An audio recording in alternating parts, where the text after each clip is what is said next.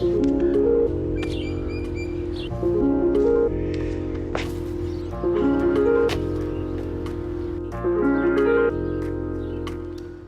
welcome back to another curriculum video. Last week, I hope it went okay with the introduction to rolling and jumping. This week, we're going to be moving it on to some plyos and strides. So let's quickly cover the warm-up. Again, just as last week, you can do whatever joint rotations you want, but we will be adding the same thing as last weekend, which is the running in a circle. So clear a space for this or have the obstacles in the middle. Obviously, if part of it is you want them to dodge the obstacles, that's fine. But we're going to do the running, the jumping, the crawling, the hopping, the reset, and the change direction as well. So the next part of the warm-up which we'll be doing is going to be the Dracula raises. I didn't add this in last week, but it's a really good exercise to help all the muscles up that we'll be using for the jumping and landing. So what we want to do is create a straight line from the knees the whole way up to the shoulders, and then try to hold this with our core and our glutes, and then we want to lean back as far as we can with returning back upright. What we don't want to do is lean back so far that our hips are going to bend or that we're going to just fall down to the ground. This is, as I said, it's going to help you get the anterior of the thighs, the back and a little bit of the stomach ready for the jumping, so they don't pull the muscle as they do it. On to the recaps. So the first recap that we're going to be doing is the jump, land and roll, or just the rolling. If you're doing just rolling, try and get them to do both sides. If you're doing jump, land and roll and they're pretty good, then again, get them to do both sides. But it's just reminding them of what we did last week and seeing if they practiced it during the week. So the next part is another recap. We're going to do some running jumps and some static jumps. So we're going to do 10 running jumps on our left foot, 10 running jumps on our right foot, and 10 static jumps. What we can do is put in place an easy version and then build it up to a harder version. Do this so we can just get going, they can choose their challenge and try to get 10, 10, and 10. So the first new thing that we're going to introduce is going to be the plyos. So obviously this progresses on from the static jumps. The main thing we need to teach them is how to land with their arms backwards. This is the main problem that people have. So when we do it, we make them jump, land with their arms backwards, and then they do another jump. Land with their arms backwards, then do another jump. We take it nice and slow to begin with. If we do it too fast, we end up getting this weird, wiggly motion, and we don't like it. Then we can start to move it a little bit faster, so as soon as they land, they can jump again. Explain to them that plyos are meant to be done for speed and you can get a bigger jump if you use a plyo. Another thing to look out for when doing plyos is the heel strikes. A lot of the time, especially when we're doing it on flat ground, people are going to want to roll from their heel onto their toe.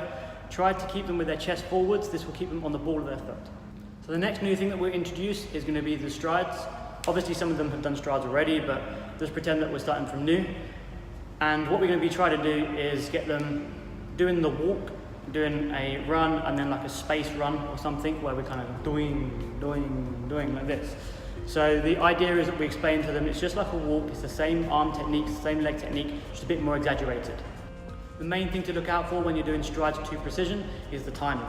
So obviously when they're going along, each stride will be roughly the same timing, but right at the end, it's a much longer gap between the last stride and the precision. So we're going stride, stride, stride, then 2 feet together. This gives them time in the air to bring their feet together and prepare for the landing. The most likely way that we can progress this is going to be doing combos. So strides to plyos to precision, or plyos to stride to precision, whatever kind of combination you want to, we can do. You can also get them doing hops, or as Jesse LaFleur would say, ghost steps. And we can try to do powerful hops to precision, or hop, hop, stride, plyo, precision, whatever combos like this, please feel free to implement that. So the last technical part that we'll do is going to be the calf pass. This is the challenge awareness, foot placement and sticking. This is going to be much more difficult for them to do from a plyo or from a stride. They can also do it from a combo. So they get to choose their challenge. If they want to do a more complicated challenge like stride, stride, plyo, plyo, precision, then that's completely up to them.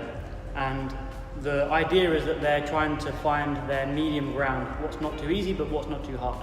So the games that I thought would be good to play is going to be things like Dragon's Lair. So if you don't know what Dragon's Lair is, you have one base where everyone is. The floor is lava, there is a dragon roaming around, and hopefully if you can, a dragon's helper. And the dragon will be blindfolded or will be covering their eyes. If there's only one of you, then you can pretend that your eyes are closed.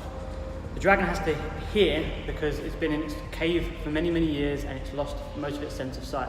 It has to hear where the kids are going. The kids have to get the dragon's treasure, which will be the cones all laid out. Now they can only grab one cone at a time. They cannot pass, drop or throw their cone. They have to take it the whole way back. When they get all their cones back, they win. If they get heard by the dragon and the dragon points at them, thus shooting fire at them, then they have to reset and give the dragon their cone. If they fall in the lava and they have a cone, they reset, give the dragon their cone. If they don't have a cone, don't worry, they just reset. The kids seem to really love this one, and it can take a bit of time, so you might want to leave 15 minutes for this one. Now the reason behind it is it gets them moving with intention. How can they use their movement they already have in a very quiet way, a very deliberate way, to make sure that every single step they take is not going to be heard by the dragon. So another game you could play, which is a bit quicker, is Grandma's Footsteps. The aim of this game is that the coach will be at one end, the coach will be Grandma, and there'll be a cookie jar, which is basically just tapping your foot. The kids are at the other end. You'll be facing away from them, and they've got to try and make their way towards you to catch the cookies.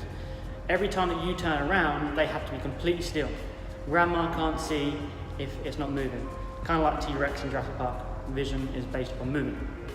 So if you see one of the kids, you have to point at them, say their name or whatever, and they have to reset back to the beginning. The idea behind this is that slow and more careful is going to win, because if you're going too fast, you're going to keep resetting the whole time as everyone else is slowly progressing. Okay guys, so to recap, basically plyos and strides, moving on from last week, and you can progress this as much as you want to. So you can do it on beams and bars, you can do it up, down, just kind of running through, and whatever level you have, try to challenge them sufficiently and allow them to challenge themselves. So that's it for the curriculum this week. Hope you have fun, and I'll see you next time in the curriculum video.